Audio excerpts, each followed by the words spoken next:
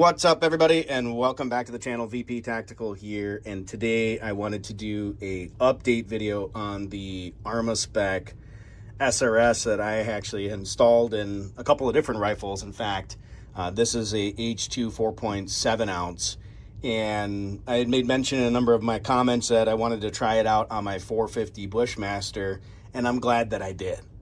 So I certainly give this a thumbs up. This was a nice addition to the rifle.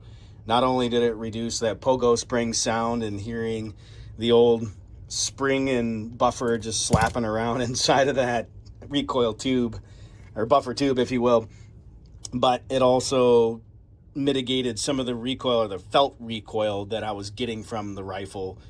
And I'm ecstatic. So, because this rifle, the 450, certainly has a bit of punch to it. Recoil pulse or impulse is certainly very sharp.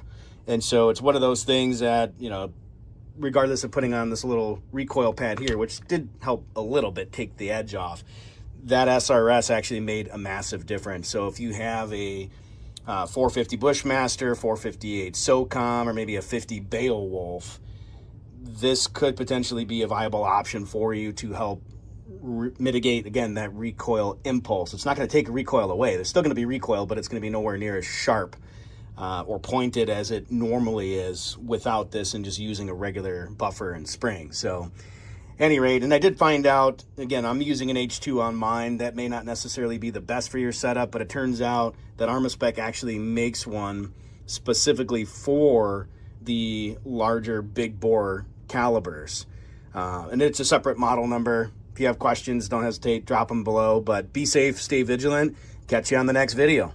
Thanks.